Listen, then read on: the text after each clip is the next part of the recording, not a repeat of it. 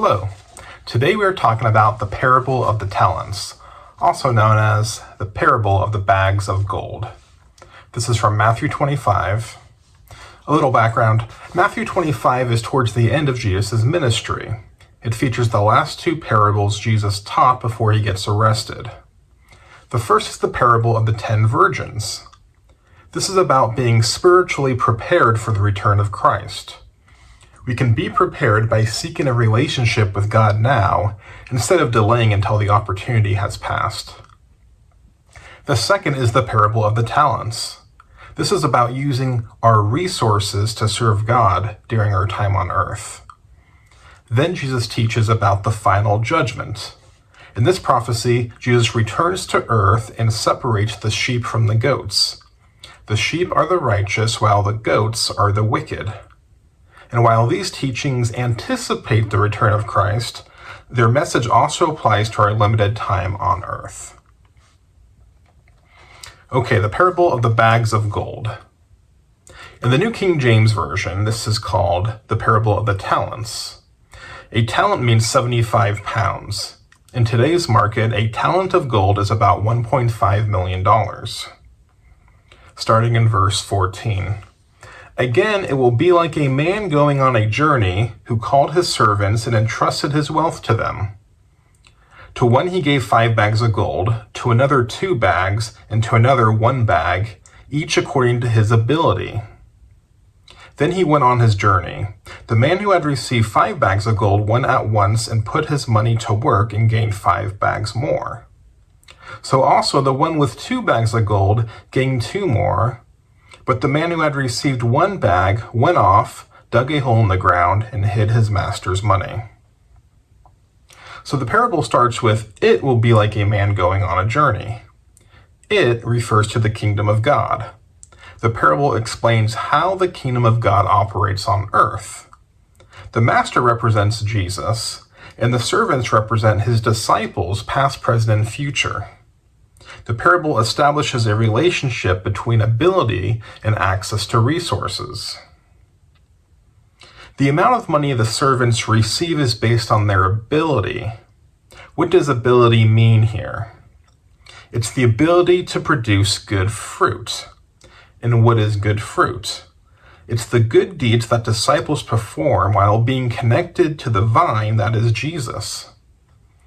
Jesus said, I am the vine, you are the branches. If you remain in me and I in you, you will bear much fruit. Apart from me, you can do nothing. John 15:5. These good deeds are evidence of a transformed life. The level of ability a person receives is a gift from God. It is unearned. But what people do with that gift is evaluated by the master. The master rewards a person's ability to produce fruit so that he will produce more fruit for God's kingdom. This is all about fruit production. The money represents access to resources. Money is the ultimate resource because it allows you to obtain whatever resource you need. It's like a boss giving a company credit card to an employee where the credit limit is based on productivity. The credit limit, however, far exceeds what any servant deserves. The servants don't own the money, they are stewards of it. If the steward is productive, he is rewarded with more credit. This is positive reinforcement. Verse 19, after a long time, the master of those servants returned and settled accounts with them. The man who had received 5 bags of gold brought the other 5.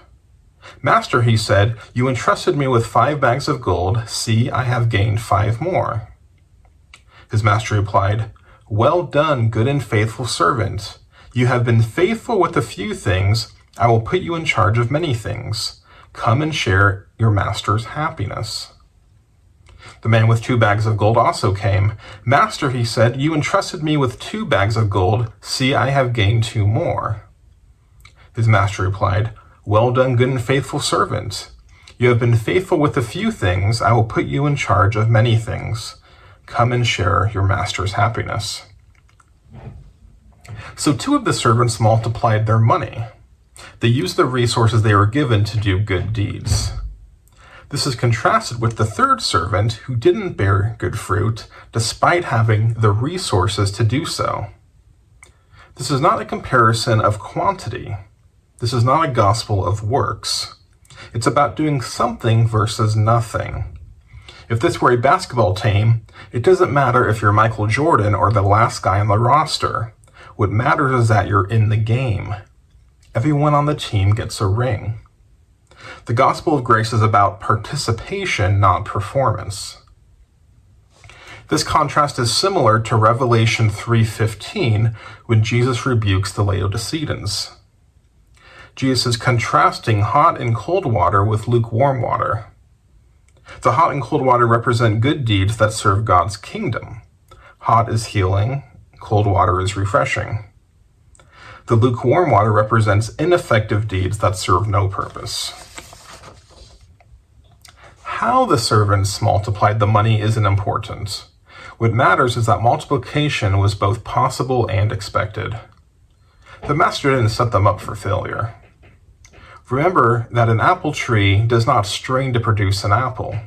Fruit is the natural byproduct of being connected to the vine. The goal of every servant is to hear the words, "Well done, good and faithful servant. You have produced good fruit using the resources God gave you." Then the master says, "You have been faithful with a few things, I will put you in charge of many things." This is how God works. Small deeds are equally important as big deeds. It's not the size of the deed that matters, but the willingness behind it. Successful people perform every deed with the same amount of care and attention. The master says, "Come and share your master's happiness."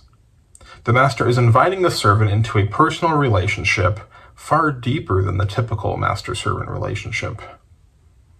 Continuing in verse 24.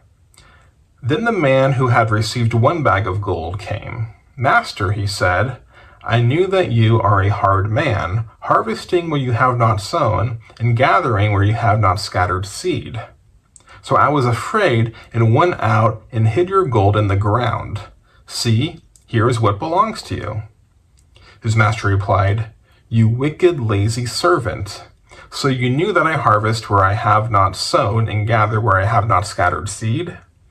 Well then, you should have put my money on deposit with the bankers, so that when I returned I would have received it back with interest. So take the bag of gold from him and give it to the one who has 10 bags. For whoever has will be given more, and they will have an abundance. Whoever does not have, even what they have will be taken from them. And throw that worthless servant outside into the darkness where there will be weeping and gnashing of teeth." So the servant criticizes the master for harvesting where he does not sow and gathering where he does not scatter. The master is criticized for demanding unrealistic results. But this criticism is absurd. It's impossible to harvest where you have not sown. The master's confirmation of this statement can be read sarcastically.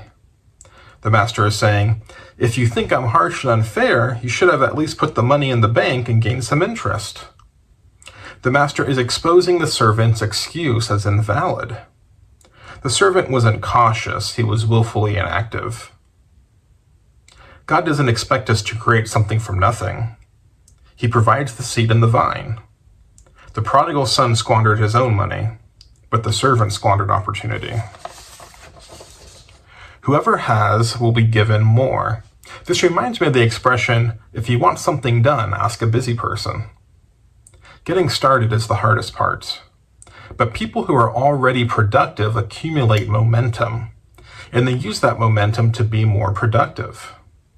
Because there's work to be done, the master gives resources and opportunities to the productive. That means taking opportunities from the inactive and negligent. The third servant gets a harsh punishment. He's cast into darkness. The implication is that the servant was never connected to the vine to begin with. Otherwise, he would bear fruit. This is not a gospel of works. It's a gospel of partnering with God. It's God's revelation that you have a part to play in the championship team. Every part matters, and when you play your part, God responds with, Well done, good and faithful servant. You have produced fruit for the kingdom. Let me give you everything you need to produce more. Thanks, and have a great day.